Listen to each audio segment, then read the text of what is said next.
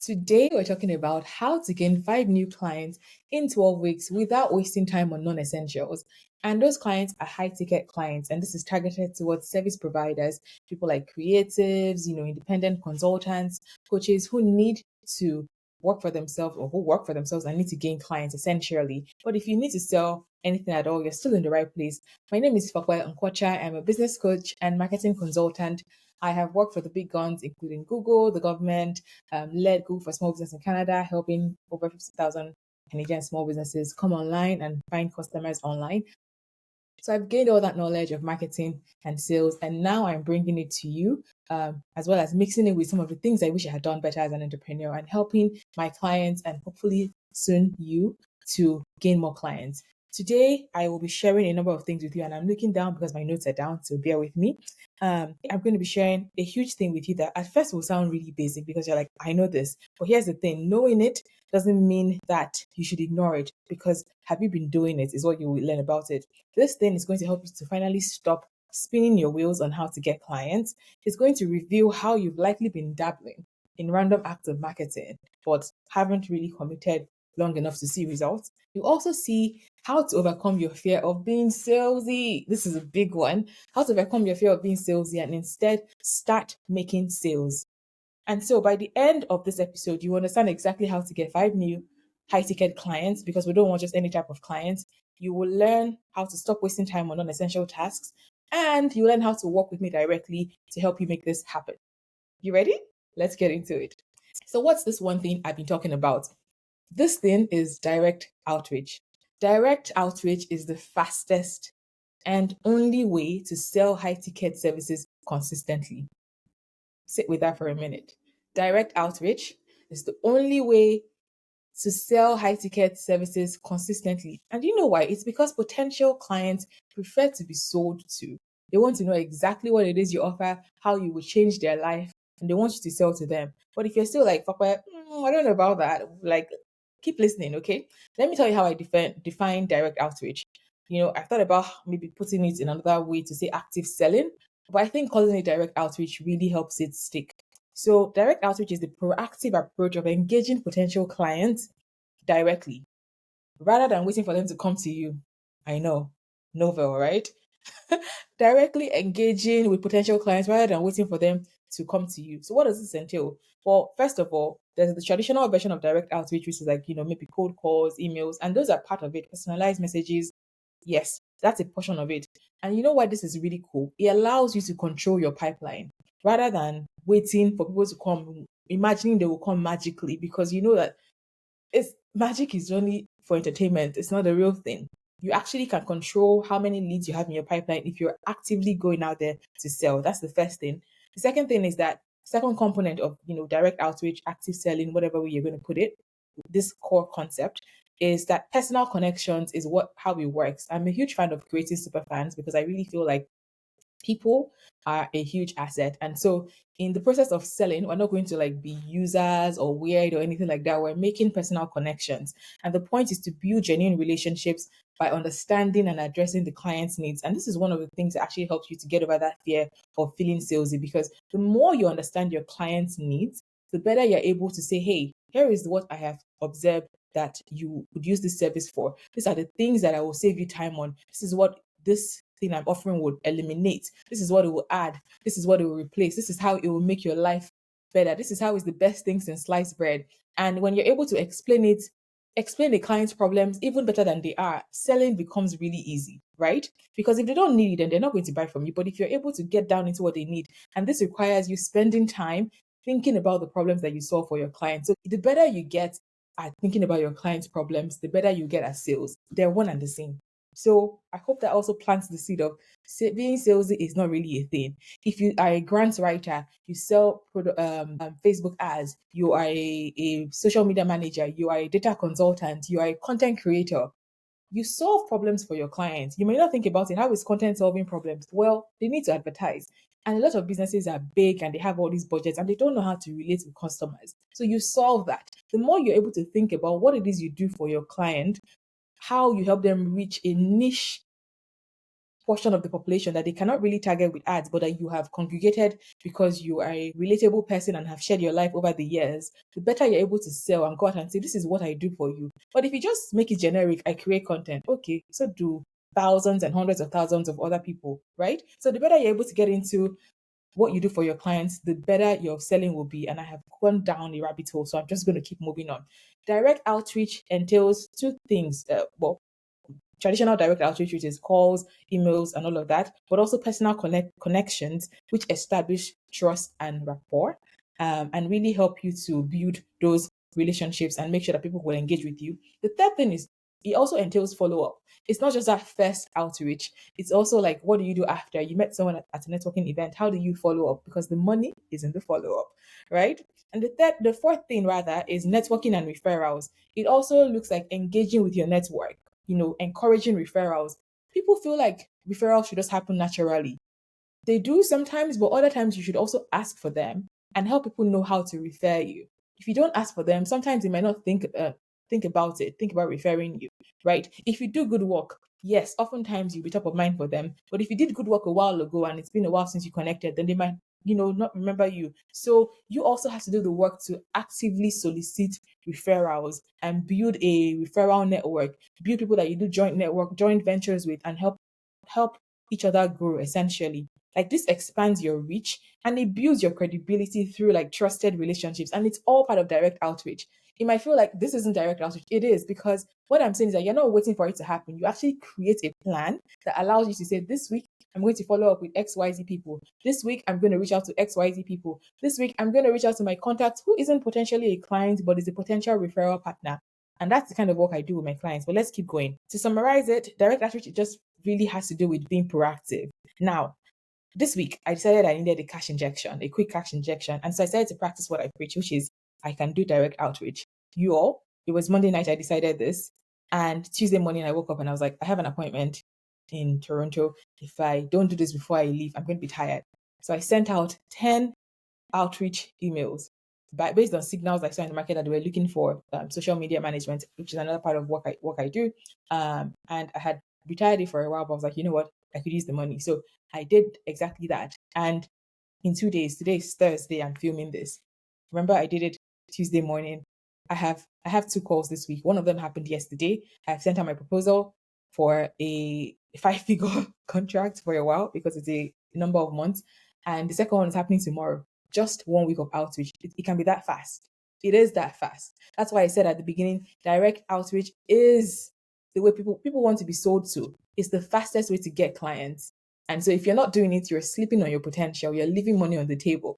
And I want to, in this whole conversation, encourage you to bring it back to the table, right? There's nothing salesy about being passionate about your business and helping the word to spread, especially when you know that people are looking for what you're offering. Okay, keeping it moving. You might believe that, to do this well, you need a large following, or that you can't really control your pipeline. Is it really possible? It is.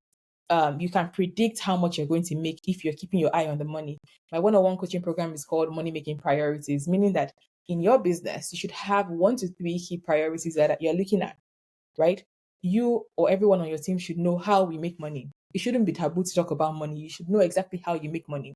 And you can control what is in your pipeline if you control the lead indicators. If you know that if I reach out to 10 people and I get 2 sales calls, if I want to get 10 sales calls, here is how many people I need to reach out to. As time goes on, you also have a good number of that. You can say, this is how I stay in touch with my referral partners. Every quarter, I have lunch with this person. Every 2 times in a year, I send a thank you gift to this person that has sent so many people to me. You have a process to it. This is how business works. Businesses are not sporadic. They're not businesses that have longevity that are not sporadic. There's a plan to them, a system to which people make money. And this is what I'm trying to tell you, that you can systemize your work, whether you're a realtor, whether you are a brokerage. You see them making calls on those fancy shows, selling sunset. They're doing direct outreach. That's exactly what is happening. No matter how fancy they dress or whatever, direct outreach is happening. And you should get to doing it in your business if you want repeatable sales. And I want you to have repeatable sales. Service providers at any stage, in the beginning stage, the advanced people, it never stops. See what I just told you? Like the brokerages sell billions, or maybe not billions, but tens of millions, actually maybe billions, because those houses are really fancy. Do you guys watch shows on real estate? They sell millions of houses. I know Toronto is a wild market, but where they sell, people's commissions are wild. And it doesn't matter what stage you are, whether you're beginning or you're higher up, it works. If something works, you repeat it. Business can be boring because you have repeatable processes. Boring is sexy because it makes money. Okay, let's keep it moving. Okay, let's talk now about other things that might stop you from, say, thinking of direct outreach as something that can work for you. So I told you about direct outreach, what it is, how to do it, but you might be thinking, I don't know for where this isn't something that I can do. It's not for me. Well, the first thing you have to do is shifting your mindset to saying, I want my business to be a well-oiled engine. If I put gas, it will work. If I tune it up, it will work. And this is you figuring out what those input things are. What are the things you can do in your business to make income predictable? Referrals are wonderful because it means that you're doing good business and the business is generating new business for you. But there are other things you can do, inputs you can have, lead indicators you can measure before the goal. When you set a giant goal, you should be able to break it down to say, here is what I will do. X plus Y will equal to Z. You can't just say, I want to get to Z, but I don't know what X and Y are. So what I'm doing is helping you get to X and Y. So it's really about shifting your belief to say, I can make my business predictable by controlling the input I have into it. But you might be thinking, for point, I'm not good at sales, right? You don't really have to be a natural salesperson. Even me being the person teaching this is so interesting because it means I have evolved. I have learned the skills. Sales skills are teachable. You learn how to think about your customers' needs. You learn the kinds of questions that help you sell. Business has been going on for a long time. There are books upon books that are out there that you should be reading. There are people that you feel like are natural salespeople, but if you sit with them, you see that there are techniques that they're repeating, right? And here's the thing. I don't think you should try to copy anybody because you will use your own natural skill set. You will use your own experiences. And that's what is authenticity sells because people can really smell when you're like BSing them. You don't have to be a natural salesperson. Direct outreach relies on your existing strengths, right? The strengths you have, your knowledge of the industry that you are, the personal connections you have, your ability to have real conversations. Can you have conversations with friends? Do you have expertise in some area? I'm working with a client now that has, a really rich background in data management and she's been doing it for years. Now she's just moving from selling it to an employer to selling it as a service to other people. She's been a senior person as well. And so it's the same industry knowledge she has. And when she starts getting techie, I'm just like, okay, let's come back to actually getting people to say yes to this. Like she's really, really, really knowledgeable. And she has personal connections, but even beyond the personal connections, you can build new ones. And so it's about having real conversations. You don't have to be a natural salesperson at all. You can use all these things you have, the skills you have, the industry experience you have, your knowledge of how to find information to sell. So don't worry about being a natural salesperson. You don't have to be born a salesperson. You can learn the skills. Okay, how about if you really hate feeling pushy or salesy, you don't feel comfortable in all those sales conversations? Direct outreach doesn't mean you have to follow a rigid, script. I don't actually use scripts when I sell. And I find that it's just when I'm naturally having conversations, I'm a really curious person. I can ask a lot of questions about what's happening in your business. Why did you do this? Why did you do that? Then I'm in that way extracting information and it helps me to know where you need support. And the more I do it, the more I start to see patterns and like, okay, if you mention something like this is what you need.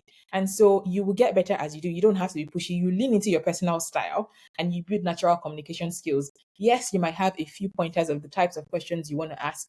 You might want to learn how to ask open-ended questions as opposed to like ones that lead to yes or no. But authenticity and genuine interest in helping your clients will actually help you to grow, will be more effective in closing clients, in getting sales than trying to follow any rigid script.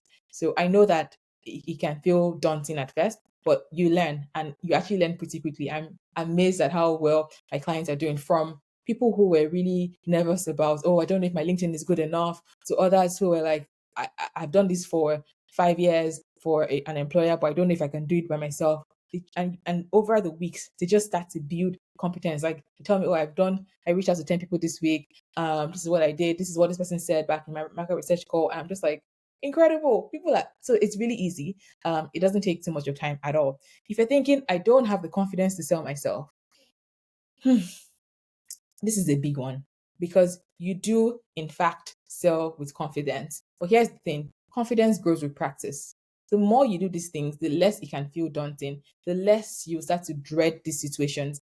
Direct outreach allows you to build your confidence by focusing on meaningful interactions. You're not only trying to say, what can I get from this person? You're really trying to do sales is really, first of all, answering, can I help you? Right? If you can't help someone, then there's no sale to be made, right? If they don't want what you are offering, and they cannot you cannot really implant that want in them if you don't want it, if there's nothing that thing you're selling can do for them, essentially. So just know that you can start small, and as you see results, your confidence will build naturally. The more you do, you're like, okay, this is working, I'm doing it. And here's the cool thing, you don't have to do it alone, you have me as a coach. One of the cool things I really like to do is to practice sales scenarios as well with my clients, and it works so well because they think they're not prepared, but that naturalness of it is what makes it perfect, because you just have to lean into it. And when you lean into it, your natural skills show up, your expertise shows up, the things that you've discounted, like industry knowledge, that you don't think is a big deal. People actually appreciate it because they don't know these things, right? So don't worry about not having the confidence to sell. It will grow as you go. And I think that's one of the things that comes when you have to sell yourself. You realize how capable you are. And here's one tip that my own coach has told me. If you've ever had a job, it means you've sold yourself for a job and you got the job. So now you're just selling yourself for the job, but now you get the full impact of the income, right? You're selling your skills, the same skills you sold to an employer, you're selling it to another person that's hiring you to work with them, essentially. But this time, it's less of a one way, oh, they have to hire me. It's also you evaluating, do I want to work with this person? So if you've ever had success in an interview, then it means that you can also have great success in selling because you've already done the confident work of presenting yourself to sometimes multiple people at once, to sometimes multiple interview processes. So if you've done that, you can sell. Okay. If you're also thinking, I don't have time for extensive research, effective direct outreach doesn't require hours upon hours because you narrow down who you're trying to reach. You don't have to like spend a lot of time finding them. Interestingly, the internet makes it easy to like find groups of people, Facebook groups, Reddit, LinkedIn, incredible resources. So you don't have to spend endless hours. We focus on high impact activities. So every week I give you 1 to 3 core activities that we agree on that you will do. So not a lot of things. We simplify it. And if it feels overwhelming, you tell me that and we strip it down some more because yes, your goals should stretch you, but it should also be reasonable, meaning that you can actually achieve them. There's no point setting goals that are too lofty for you to achieve. That doesn't motivate you. And I love celebrating wins when you actually go over the goals and come back and have achieved them. Okay, and we prioritize quality interactions over quantity. Yes, we want to reach a good number of people because I believe that when it comes to direct outreach, it's planting seeds, right? It's planting seeds. And if you plant sparingly, if you sow sparingly, you will reap sparingly. That just means that you need to also get used to sowing seeds, but also we think about the quality, right? We don't just throw it in places that we don't think would work. So we're thinking about quality. So it's about focusing your activities and making sure that you have what it takes to, you're putting enough out there to gain clients. Okay. You don't need to be someone that you're not to succeed. That's one thing I want to make clear. Especially with direct outreach, you leverage your existing skills and strengths and you adapt the process to fit your style. And we start with manageable steps. It's nothing overwhelming. We use exactly the strengths that you have. And like I said, if you've sold yourself for a job before, you can sell yourself again as an entrepreneur, right? We focus on authentic conversations, and this can really help you transform from waiting for clients to magically happen to knowing that they will happen. Okay? Okay. So we've talked about the vehicle of direct outreach. We've talked about the mindset that you need to have to make this work. What about the external world, right? What is happening in the economy? If people want to be reached out to, all of that. Let's talk about it a little bit. So if you're thinking it's too competitive out there and there are so many other providers out there, how do I make this happen? Competition exists, and that's a good thing. If you're in a field where there's no competition at all, it might mean there is low demand for that service, right? So competition also tells you that there's demand for it. Other people doing it and getting paid means that people are seeking those services. So yeah, right? But your unique value proposition and personalized outreach will really set you apart.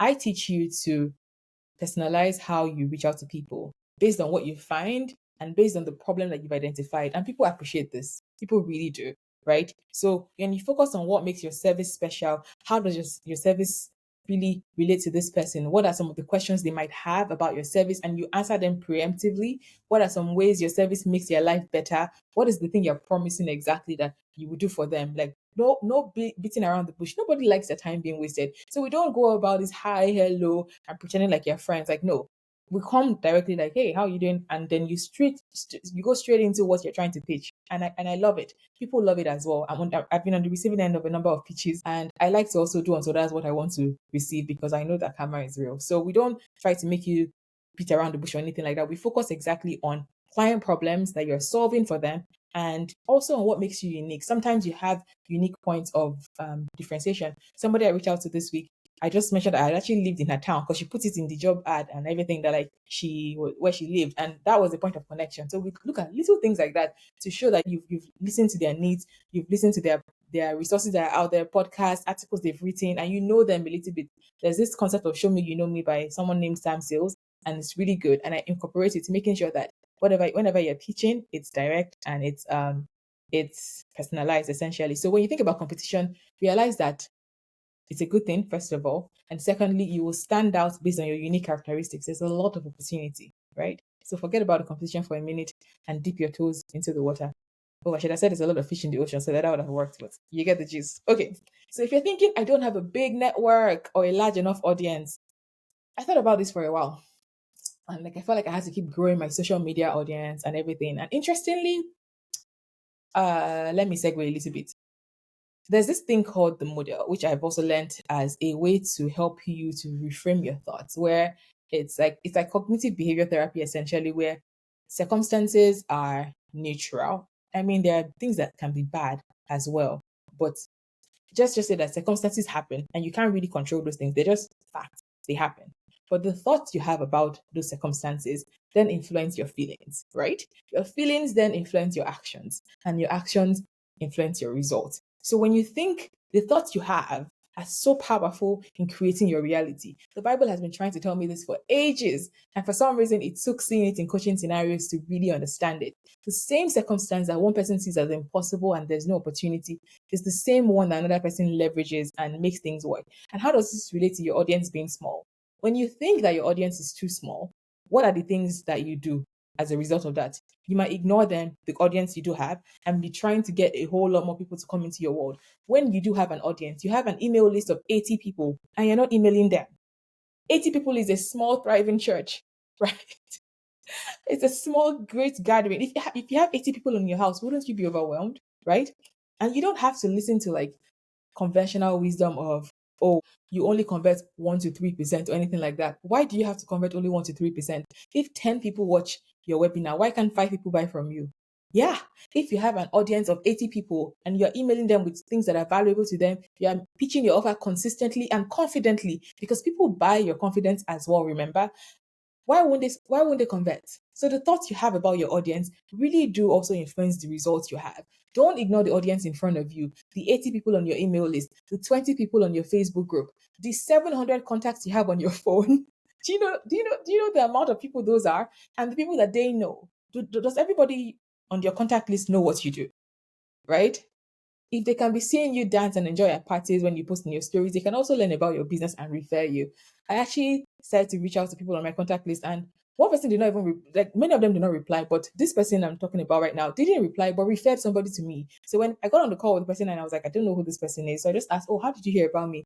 And he mentioned the name that, oh, this person referred you. So if you've not yet reached out to the people in your contact list, take that as a takeaway from this. Okay, I'm really on some tangents, but let me keep going.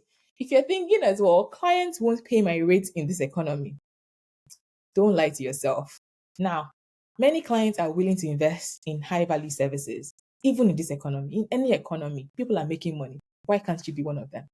Why must you be part of the ones that are struggling in any economy? It's very difficult. Let me not even lie to you. If you've been doing this for a while and you just feel like I'm hitting a wall, you can start to believe these things. And I've gotten there as well. And there are days where I have my woe is me moments, right? But here's one piece of advice I would give to you that I've also thought about creating into its own episode. On the days when I'm feeling extremely overwhelmed with efforts not making progress, just feeling like everything is a dead end, I step outside, I take a walk. And if it's possible, remove your shoes and actually touch the earth. And remind yourself that as long as the earth remains, there will always be seed time and harvest time. The only way to truly lose is to stop planting those seeds, right? To give up and say that it's not going to work. So if you continue to go out, either the earth will yield for you or it will yield for you. There is no two ways, right? It's you that must be like so dogged, if that's how to pronounce that word, and say, this earth will yield for me, right? In this economy, there are clients paying for high ticket prices. People are buying houses, buying cars, people are taking courses, people are going to school, people are getting married with 50K weddings. Why won't they pay your rate? The thoughts you have about your clients influence the actions that you take. They influence how often you're pitching your services. They influence what new opportunities you're thinking of. And I know that it can be hard to do on your own, which is why my one-on-one coaching sessions, yes, we get strategic, but we also deal with mindset things. For example, if you're feeling stuck, it can feel like a whole block, but having somebody else to bounce ideas off of, having me ask you questions, and you're like, oh, I hadn't thought about that. Oh, I reached out to 15 people this week, nobody responded to me. Okay, have you followed up with them? What else can we do? Were those 15 people, were there any signals that they were interested in what you were looking for? Where can we go to find places where people have already signaled that they're looking to hire um what's your offering? We brainstorm things together, and I really do enjoy those one-on-one coaching sessions, both to address tactical things, but also mindset issues. Okay, so if you're thinking people won't pay for your rates in this economy, that's a lie. Your job is to clearly communicate the value and benefits of your offer and tailor your outreach so that you show that you know your people and that you've thought about their problems and your services directly address those things. And keep on thinking about how your service makes your life better, how it eliminates problems, how it adds solutions. And the more you do it, the better you get at selling, the more confident you are that this is really the best thing to slice bread. This thing can cure cancer. Okay, maybe that's a bit extreme, but yes. So if you're also thinking it's too difficult to stand out with so many other marketing methods available, there's social media, how will I stand out? Direct outreach actually allows you to bypass all of these complexities of algorithms. You don't have to think about no algorithm because you're reaching out directly to a specific client and you're having meaningful interactions with them. It helps you to understand how to create genuine connections with people rather than trying to compete in a crowded place, right? The difference is essentially saying rather than just holding a sign to say, I do XYZ, you're going to real people and talking to them, hey, here's what I do. Would you like to get it? You see the difference between that. One of them is a bit more passive. In fact, it might be worse because sometimes the passivity is not even going to a crowded place to stand. Sometimes it's like staying in your house with your goods and wondering why nobody's coming. But direct outreach allows you to take control over how much your pipeline is full. Your pipeline is just the backlog of leads waiting to ready to buy from you or looking to learn more about your services, right? If you're thinking I have to learn some fancy technology tools or I don't know how this is actually going to work or it will take time, direct outreach doesn't require fancy technology. Basic tools like email and your phone will suffice to start, and the internet, I guess. You need those things.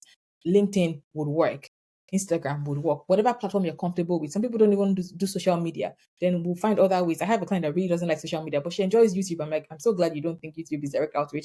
We use it as a platform to show her expertise, and we actually then have them featured on her LinkedIn so that when she does direct outreach, people can see her page and what she offers. You can create personalized messages and follow up effectively with those you do have. You don't need anything crazy to get started. It's also really cool because people are looking for what you're offering. So one of the things I'm talking about, she offers this really niche service, Japanese translation services, right? Actually, no, Japanese, that's one of the sites. She also offers a course that is helping flight attendants to improve their in-flight Japanese. Do you see how specific it is? And there are people looking for her because there are training departments in entire companies to help cabin crew get better, right? So the list of people she's reaching out to is honestly not that big. And so there are people looking for her, and it's not that difficult. She's not spamming people. She's truly just saying, "Hey, I have what you're looking for. Do you want it?" And if they say yes, great. If they say no, wonderful. We move on. Do you know somebody else who might be a follow up question because we persist as well. And I just love that you can free yourself from having to shout into the void that the algorithm can often feel like, to actually going specifically to where you know people are. It's a really incredible way. Don't think too much about external factors like competition or perceived barriers of time, technology. Think about what you can control and focus on how this can really help you to get better at knowing how your service solves problems, how your product solves problems, and demonstrating value, because really that hasn't changed. Money is just an exchange of value. So the better you get at demonstrating your value, the richer you'll be. Okay, quote me on that one. So now let me ask you a question. If you had the help and support you needed to make $10,000, 10K in 30 days, would you take it? I'm assuming that's a yes. My client, Sally, well, her name isn't Sally, but I'm going to call her Sally because I didn't get her explicit permission to share her name. Together, we signed a 20K client in 2 weeks of working together. It was a recurring contract, so it totaled to about $20,000. And it was incredible. Let me tell you a bit more about her. She's a Facebook strategist and an online business manager, and she had experienced multiple layoffs. And I'm sure some of you can, relate with that. The market can be really wild. She was also a senior person, and she just felt like if you're not sheltered at this level, then when are you ever going to be? So she was really determined to start something on her own that would allow her to gain income. Even if she had to go back to the job at some point, she wanted to have her own business that would be generating income. And I'm sure many of you are in the same place as well. Despite her efforts, she felt like she was doing a lot and not getting anywhere fast. She was networking, she took courses, she was sending mass emails, and there were no results essentially. So here are the things we worked together on that made the difference. The first thing we did was a high profit offer creation. A high profit offer creation.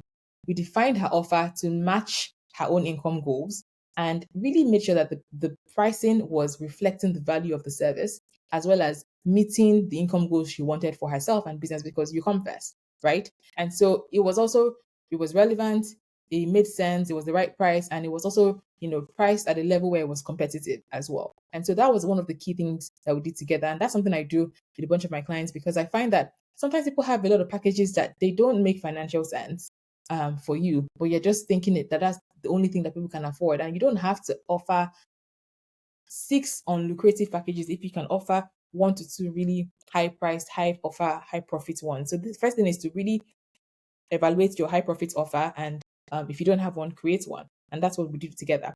The second thing we did was weekly outreach strategy. And I love this. It's one of my favorite things, because as somebody who is an overthinker by default, this grounds me. And if you're somebody who struggles with execution, this is for you. So together we set up weekly targets. This is what we're going to do this week. I have a template that we follow, and it's just great. This is what I said I would do. This is what I did. And it's simple. 1 to 3 high priority activities that we can actually measure. And one of the cool things was that she was exceeding them consistently. Her mindset was that whatever it takes, I'm going to do it. And it's something else that we'll work on together. You'll be so in awe of how you've evolved, how much you believe in yourself when we work together. And one of my favorite things to say is, if you can't keep your promises to yourself, why should your clients trust you with their own work, with their own money, right? And so you become a person that keeps your promises to yourself when we work together. It's one of the key things that, consistently executing on your weekly priorities, money making priorities, will really help you do. Second thing was sales tools and follow up, really sharpening her sales tools, right? Through our weekly one on one coaching, we really honed Sally's sales skills, how to reach out, what to say in those outreach conversations, how to handle objections, right? And really polishing her methods, and so that when we've done all that work and somebody actually responds, you're not butchering it at that point. I met someone recently who I'm also working with, she keeps getting referrals and she's not closing them. And I'm like, if somebody has done the work, if somebody has referred you and they've come to you, it shouldn't be that difficult to get them to say yes, right? I mean, there's still other things that happen, but like it means you need to sharpen your sales conversation skills, and that's a skill in itself. There are about 4 core areas we worked on together. In addition to this, you're filling the pipeline, following up, having sales conversations, and closing sales, right? So that part, closing sales, was where this other person struggled with. And coming back to Sally, so we worked on high profit offer creation, weekly outreach strategy, and a sales tools and follow-up strategy that really was sharpening her skills to make sure that she was ready when the opportunity came. And in just 2 weeks of working together, she closed a 20K client, and she's still working with me. So that was just the first 2 weeks. So I don't know what the final numbers are going to be, but I'm really excited for her. And I want to be equally excited for you if you become my next client. I'd love to be your next coach. This is the kind of transformation that happens inside of my one-on-one coaching program, Money Making Priorities. I love that name because it just means that you could be doing different things in your business that are not making you money, like endlessly tweaking your website, going to networking events, which is good, But if you're not planning how you follow up with people after, you're not seeing if the event is actually something you would enjoy. If you don't meet the right people there, then it's a waste of time. If you are endlessly focusing on branding in the beginning, and I know my branding people are going to come for me, it could be a waste as well. Taking headshots, designing beautiful websites are all really great assets that can work for you. But in the beginning, your job is to find clients. And even at any point when your pipeline is dry, even if you're not in the beginning of your business, if you have a team now and you've grown rapidly, then you need to get used to filling the pipeline and doing so in a consistent, repeatable way.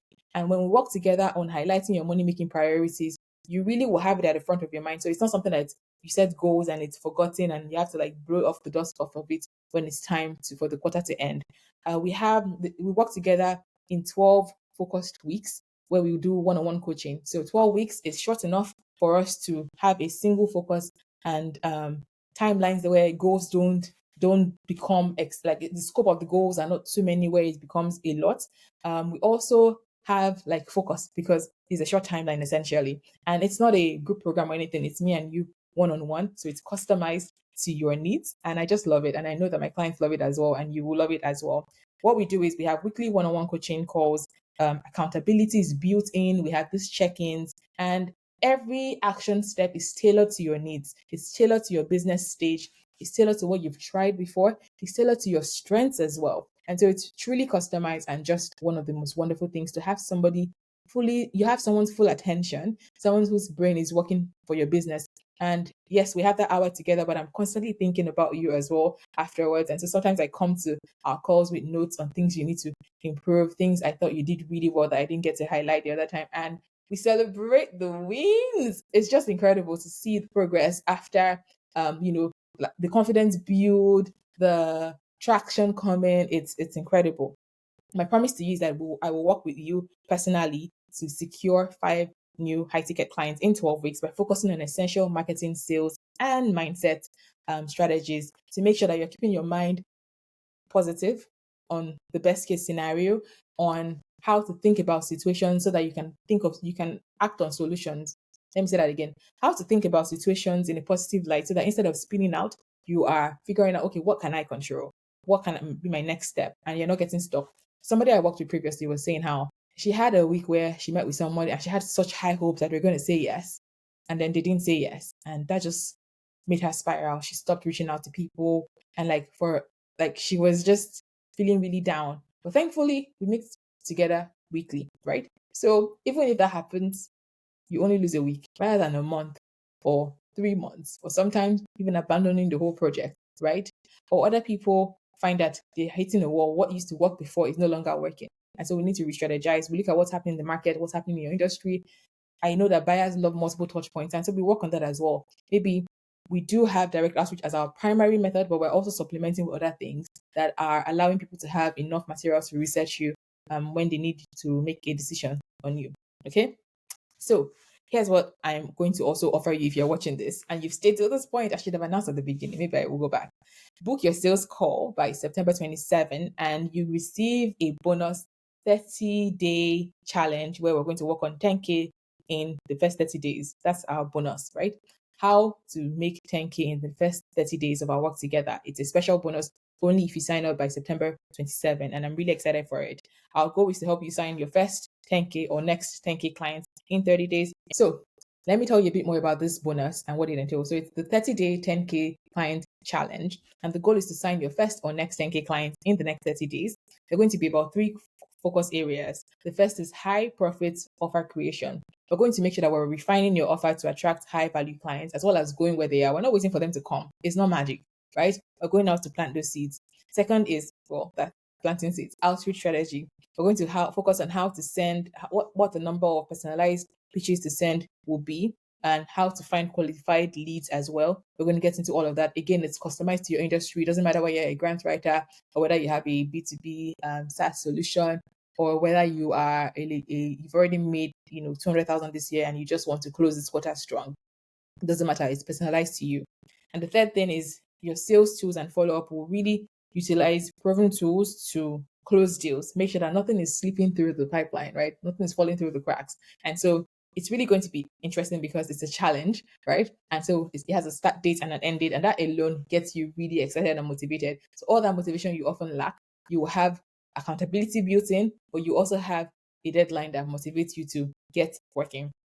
This challenge really makes sure that you focus on high impact activities, avoiding things that waste time, and moving you into the direction of getting your first 10K clients. So it's going to be incredible. If you haven't already, book a sales call with me at fopsy.ca/call. Fopsy is spelled FOPSY.ca/call.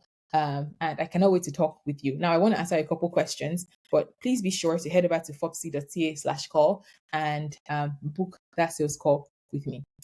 Okay, if you're thinking, I don't have time for this literally has 1 hour a week. It's 1 hour a week that we meet, just that 1 hour, and that's it. 1 hour a week, you can have access to me via email. I may send extra resources to you via email, but you don't need more than an hour a week with me, and then an additional 2 to 3 hours in your own time to do the work, right? So a maximum of 3 to 4 hours a week is what you need to get this done. Can you find 3 to 4 hours a week to make money in your business, to sign high ticket clients? I think you can. Okay. So 3 to 4 hours a week at most is what you need. And it's, yeah, people are making money, tens of thousands of dollars with it. So you could be next. What happens if I don't get five high paying clients in 12 weeks? I'm going to work with you to get those 5 clients in 12 weeks, or we'll figure out why it's not happening, right? And I'll keep working with you. So keep that in mind. We'll get it done. And if it's not working, if you're showing up regularly, we're doing the work and it's not happening, we'll figure out why. Okay. So if you're here and you're like, okay, I'm ready, but I want to talk to you. I want to see how you can help me particularly. That's what the sales call is for. I get to answer your own specific questions. So please head over to fopsy.ca, fopsy.ca/call, and book a sales call with me. I'd love to work with you to close the year on a really strong note, end the year strong. Book those wonderful high ticket clients that are aligned with you. I have this photographer that I'm working with soon, and she's already doing such a great job, but it's like she wants it to be more consistent, and we're working together on that. Like, so it's not only for beginners. She's already made a full-time income this year, but she wants to double it so that she can officially leave her 9 to 5 and do this full-time. And so at any stage you are, this is for you. Just head over to fopsy.ca/call. And if you know another service provider that should really use this, feel free to send this to them. And if they mention you, there's something special that I'll send your way as well. I have limited spots because, well, it's personalized and my time as well is limited. I'd love to book 5 of you in the next few weeks. So if you're seeing this before September 27, book that call. If you're seeing this afterwards, well, if you can still see fopsy.ca/call, it means I'm still taking clients for the next 12 weeks essentially. So get on that wait list at this time. So don't delay your consistent income. Don't delay gaining the skills you need to close clients and end this year on a wonderful note. I cannot wait to talk with you. It's fopsy.ca/call to book a call with me. Now, if you have any personalized question that I haven't answered, you can comment below or you can DM me on Instagram at fopsy.ca. My Instagram is actually at fopsy.ca. Or you can send an email to me as well. There should be an email on my website that you can contact me and I will respond to you in prompt timing. I cannot wait to talk to you. There's no silly question. So if you have any question about anything, duration, one question I actually got was, well, what are we going to do about the holidays? So we'll take a holiday break because we believe in rest. And if you book before September 27, you would actually be covered. We'll be done before the holiday. But if you overlaps, then we'll take a break and continue right there. Okay. I cannot wait to be your coach. So book a call with me and let's get to work. Thank you so much for staying till the end. If you have questions, you know where to go. Don't forget to subscribe, but more importantly, book that sales call with me. Fopsy.ca/call, FOPSY.ca. It's been great chatting with you today. Thank you for your time.